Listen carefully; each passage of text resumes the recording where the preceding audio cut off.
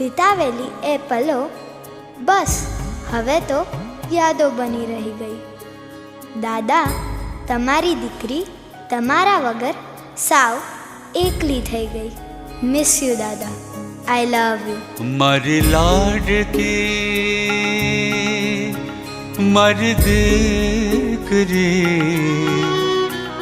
મારી લાડકી, મારી દીકરી, તું છે મારા જીવનનો આધાર.